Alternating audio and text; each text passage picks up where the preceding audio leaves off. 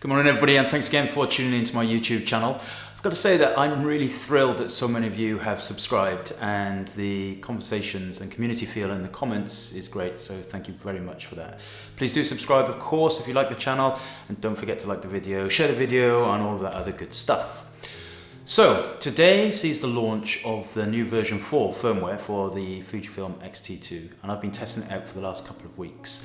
And I've been giving it a bit of a run for its money, and it's pretty good, I think. Those of you already in the Fujifilm ecosystem will know that the Fujifilm company pride themselves on taking on board photographers' comments, and they do genuinely listen and try and bring new features to the bug fixes out into the firmware as much as possible. The fact that this is firmware version 4 for the X-T2 is testament to their endeavors, I think, and hard work also.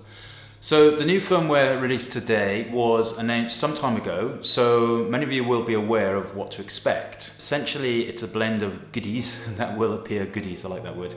It's a blend of goodies that will appear to both stills photographers and filmmakers who use the camera. And remember, this is the X-T2 firmware update. There was an X Pro 2 update announced as well, but I don't know when that's going to be released. In a nutshell, we have a new faster low light focusing system, internal F-log recording, slow motion capture up to 120 frames per second, focus stacking, a few other bits and bobs, and I'll discuss them all throughout the course of this video. If you don't know how to install the firmware, simply download it into a memory card from the Fujifilm website. The link is below. Pop it into the camera with a full battery, hold down the disc back button while switching on, and the process will go from there. Okay, let's start with focus stacking. And you know, I have to admit, when I saw this in the blurb for the firmware, I didn't really even know what it was, let alone how it would be implemented. It's probably not a feature that many of us will use that often. However, I guess for landscape photographers and technical macro photographers, it looks like this is something that will be really very useful indeed. The official notes say that the update will enable the photographer to shoot focus distance bracketing up to 999 frames. When the photographer starts shooting, the focal location is shifted with each activation of the shutter button, or each activation of the shutter, I should say, by the step of focus shift set from 1 to 10. So I tried it out myself on, I couldn't think what else to do it, so on my battered old keys. Whilst I watched my computer grind through the images, I did wonder what all the fuss might be about, until I actually saw the results. And the process is pretty straightforward, but the results were amazing, I think. So in terms of the process, set the parameters in the bracketing section. In this case, I set it to 100 frames at 10 steps with a 1 second interval. I set the camera to shoot JPEG, as even I don't have the patience to wait for Photoshop to blend and do its jiggery-pokery magic on 100 raw files. I think that would take far too long. Each lens has a sweet spot, as you probably all know, and in the case of the lens I use, the 60mm macro f2.4, I feel like it's actually at f.2.4 or 2.4, and so I set the camera's initial focus point to the nearest part of the key, and away it goes. I sat back, watched the camera, and it took the 100 pictures, and it was good. Now, I can tell you quite certainly that you will need a very stable tripod for this. None of that resting it on the camera on a book or anything like that. If you want to do this seriously, get yourself a very stable set of legs. Once imported, I adjusted the first image in the sequence and then just copied the adjustments to the rest of the images to ensure that the images had the same exposure and treatment. As I definitely did notice a shift in the light during the shooting. I did it on my windowsill, and there was definitely a kind of tinge of light that shifted throughout the shooting. From there, it's a quick trip. It's a very long trip into Photoshop and some finishing. I'll actually do a video workflow on this technique in an upcoming video if you're interested.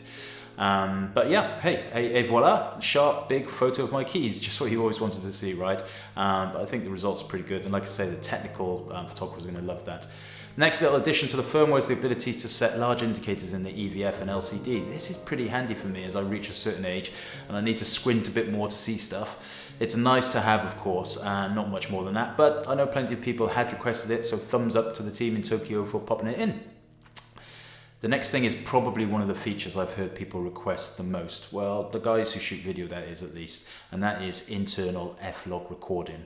If you don't know what F-log is, you'll probably never use this feature, but essentially it's a flat film profile that will allow the filmmaker to grade the clip later. You've always been able to record F-log in the X-T2 actually, but until this firmware update you've had to do that via HDMI to an external device. Now you can record F-log natively to an onboard SD card, and away you go. You can see here on these very basic clips the difference between ungraded and graded footage. I've just taken a random selection of basic color LUTs from Premiere Pro to give you an idea. It's nothing special. A little clip I did in Bath while I was there a couple of days ago. If you're still lost at this point, just think of F-Log like a raw file in the stills world. You'll need to edit the file to make it more appealing, but you have a lot more latitude when doing so.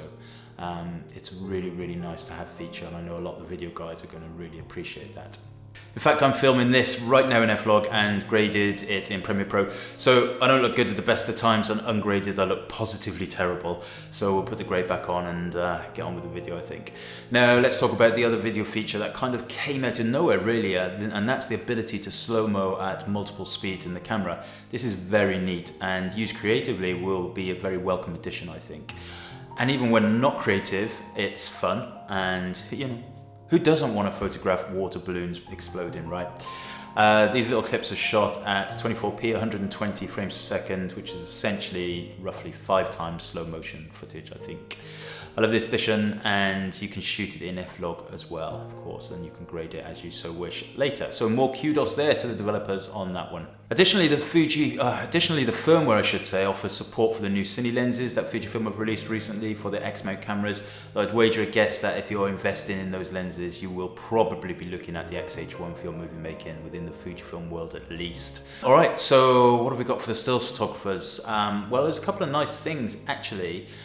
First, we have what they say is a faster autofocus system with improved focus acquisition, especially in low light and when using the zooms. Apparently this is something that sports and wildlife photographers have been looking forward to for a while. I can't really show you it in action, of course. It's, you know, it's very subjective as well. But I do feel, at least when I was shooting with it this weekend, that the camera was responding a bit better in low light when I was shooting. This is with the notoriously slow 56mm f1.2 lens, and like I said, I can't technically prove it. I can only let you know that yeah, it did feel a bit snappier, but I guess you'll just have to figure that out for yourself. It's a very subjective statement. Another really neat feature that has jumped over from the X-H1 is the addition of the flicker reduction. Now again, I can't really demonstrate this, but if you're a sports photographer shooting indoors or a wedding photographer shooting in under those fluorescent lights that we get these days, you'll probably have been annoyed by the flicker that can be picked up in the sensor.